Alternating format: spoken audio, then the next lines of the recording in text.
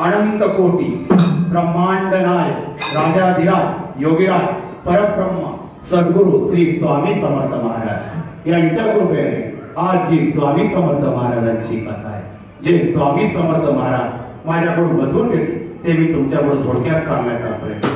सद्गुरु श्री स्वामी समर्थ महाराजांची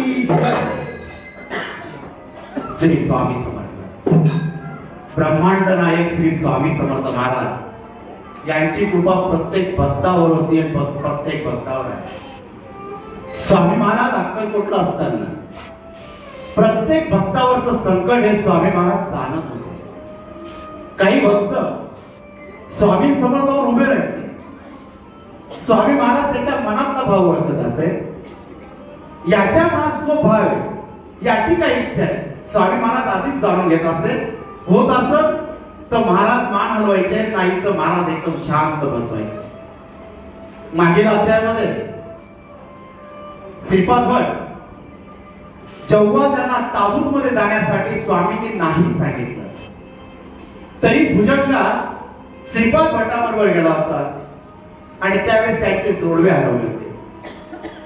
स्वामी महाराजांनी जर एखादी गोष्ट सांगितली तर स्वामी महाराज आधी ओळखत असते की याच्या पुढे काय होणार आहे, म्हणून स्वामी महाराज नाकारार्थी मान हलवत होते। प्रत्येक भक्ताला असं वाटत होतं की स्वामींनी माझ्यासाठी हो म्हणावं, पण स्वामी महाराज जो कर्माचा फेर आहे, जे कर्मामध्ये लिहिलेलं आहे ते पूर्ण करून घेतात आणि त्याच्यावरचं मोठं संकट हे कमी करत असे।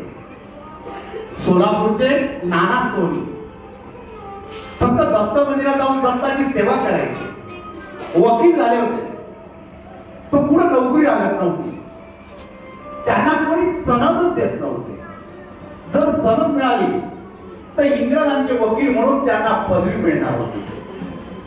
पत्नीने सांगितलं, अहो कधी अक्कलकोटला जा, स्वामी समर्थांचं दर्शन घ्या, तुमच्या मनातला भाव स्वामी समर्थ महाराज ओळखतील। पण हे नाना सोनी हे दत्त महाराजांची पूजा करतात, त्यांचा विश्वास कुठेच बसत नव्हता। पत्नीने सांगितलं ते विसरून गेले। रोज नोकरीसाठी त्यांच्या चक्रा प्रत्येक ठिकाणी चालू होत्या, प्रत्येक ठिकाणी चक्रा मारून घरात खाण्याचे हाल होत चालले होते। दोघं नवरा बायको बसले होते आणि पत्नीजवळ नाना सांगतात ते आपल्यावर कधी दत्त महाराजांची कृपा होईल आणि कधी कृपा होईल आणि कधी मला नोकरी लागेल, ही सनद जर मला मिळाली तर मी एक मोठा वकील होईल।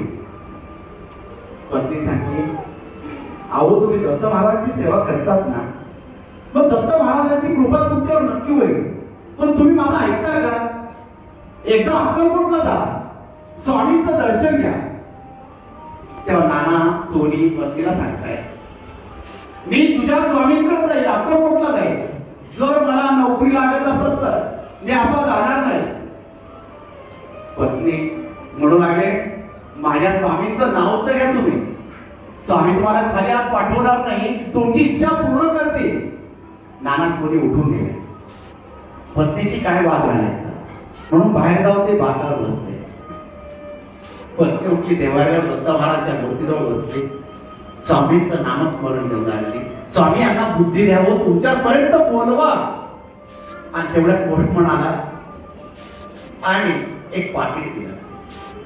नानांनी उघडलं तर त्यांना अक्कलकोटचे मालोजी राजांचं पत्र होतं की तुम्ही सनद घेण्यासाठी अक्कलकोटला यावं। नानांना आनंद झाला, तो अर्थ घेऊन ते पत्नीजवळ आले, मागं ऐकलं का, मला अक्कलकोटला बोलवलं, मानवजी राजांनी बोलवलेलं आहे, देख मला सनद ते स्वतः देणार, गेलो पाहिजे। पत्नी आनंद झाला. परत देवाऱ्याजवळ गेले, स्वामींच्या आभार मानू लागले. स्वामी माझं ऐकलं तुम्ही, सनद आली, पत्र व्यवहार झालेला आहे, माझ्या नवऱ्याला आता नोकरी लागणार आहे स्वामी, फक्त यांना त्यांची पावलं तुमच्यापर्यंत पोहोचू द्या. पत्नीला खूप आनंद झालेला होता. माझी हाक स्वामींनी ऐकली आणि नाना अक्कलकोटची तयारी करू लागले. पत्नी घडी सांगायची अक्कलकोटला जाताय ना, मग स्वामींचं दर्शन घ्या बरं का. नाना मागतो म्हणायचे हो जाईल मी, तू काळजी करू नको. पण स्वामींचं नाव सांगितल्यावर नानांना कंटाळा यायचा त्या ठिकाणी. पत्नी घडी सांगायची अक्कलकोटला गेल्यावर स्वामींचं दर्शन घ्या, आणि नाना फक्त म्हणायचे हा मी तुझ्या स्वामींचं दर्शन घेईन, तू काळजी करू नकोस. नाना अक्कलकोटला आले. अक्कलकोटला मालोजी राजांचा दरबार भरलेला होता. मालोजी राजांना आपली ओळख सांगितली, त्यांना पत्र दाखवलं. मालोजी राजांनी जवळ बोलवलं, या नानासाहेब या, तुमची सनद आम्ही तयार केलेली आहे, त्याच्यावर सही शिक्के आम्ही तयार केलेले आहेत. ही सनद घेऊन तुम्ही परत सोलापूरला जायचं आणि इंग्रजांकडे दाखवायची. तिथं कलेक्टर असतील, ते तुम्हाला सांगतील त्याप्रमाणे तुमची नेमणूक आम्ही अक्कलकोट मध्ये करूया. त्यांनी सनद घेतली, आनंद झाला, छातीशी लावलं आणि पत्नीचं बोलणं आठवलं.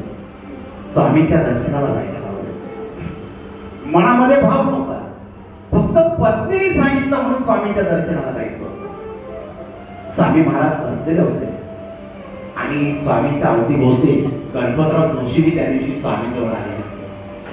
भुजंगात स्वामींना हवा घालत होता आणि श्रीपाद भट सुद्धा स्वामींजवळ बसलेला होता. आणि स्वामी महाराज काहीच बोलत नव्हते. थोड्या वेळात नाना सोनी तिथं आले. स्वामींकडे बघितलं आणि हा थोडा वेळ असं मनातून इच्छा होऊ लागली, पण तिथं दत्त महाराजांची पूजा करतो, थोडा अहंकार त्यांचा जागवला म्हणून जोडा हात त्यांचे खाली केले करून घेतले आणि स्वामींसमोर उभे राहिले.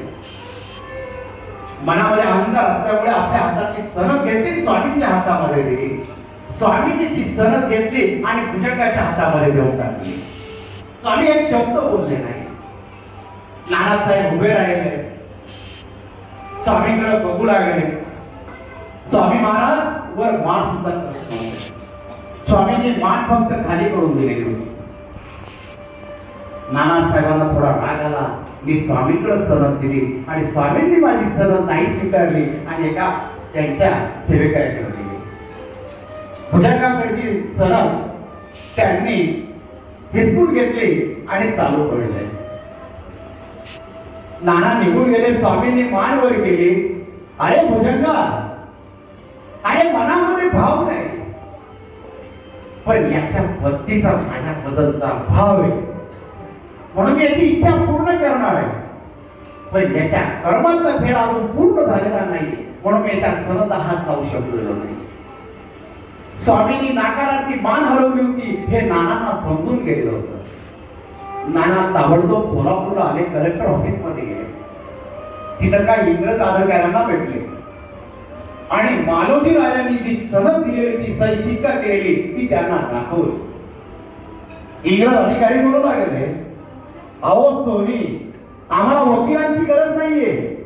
मालोजी राजांना सांगावं तुम्ही पत्र व्यवहारच करावा, आता वकिलाची गरज नाही. नाना नाराज झाले, सनद घेतली आणि विचार करू लागले आपलं काहीतरी चुकलं. ब्रह्मांडाचा नायक आपल्या समोर बसलेला होता, आपण साधा नमस्कार सुद्धा त्यांना केला नाही. स्वतःची चूक त्यांना कळू लागली, मी कुठेतरी चुकतोय. आणि दत्त मंदिर तिथं जवळ तो सोलापूरला, त्या दत्त मंदिरात जाऊन दत्त मूर्तीजवळ रडू लागले, डोळ्यामध्ये अश्रू आले. दत्त महाराजांची करुणा वाकू लागले. दत्त महाराज क्षमा करा मला, मी तुम्हाला ओळखू शकलो नाही. तुमचा अवतार अक्कलकोट मध्ये प्रगट झालेला आहे, मी तुम्हाला ओळखू शकलो नाही. दत्त महाराज दिगंबरा दिगंबरा श्रीपाद दिगंबरा. आपले लोक दत्त महाराजांच्या चरणावर ठेवलं आणि दत्त महाराजांची मूर्ती ते पकडू लागले, तिथे रडू लागले. पत्नीला समजलं आपला पत्या सोलापूरला आलेला आहे. पत्नी दत्त मंदिरात आली आणि आपला नवरा दत्त महाराजांच्या मूर्तीजवळ रडू राहिला. बघता बघता तिलाही रडू आलं. अहो सावरा सुद्धा स्वामी नक्की काहीतरी मार्ग काढते. नानासाहेब सोने पत्नीला सांगता, अगं माझं चुकलं का, मी स्वामींना नमस्कार सुद्धा नाही केला.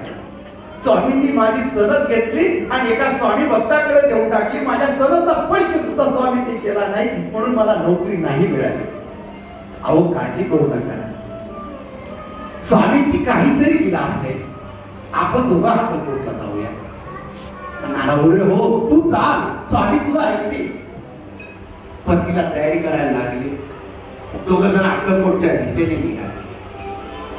स्वामी महाराज सर्वांना पेढे वाटत होते अक्कलकोटला, कारण की स्वामी महाराज जेव्हा वटवृक्ष छायामध्ये बसलेल्या त्यांच्या असंख्य स्वामी भक्त स्वामी जवळ येतात आणि स्वामी भक्त स्वामींसाठी प्रसाद घेऊन येतात. एक कधी लक्षात ठेवा, आपण कधी मंदिरात जात असतो तर खाली कधी जात नका.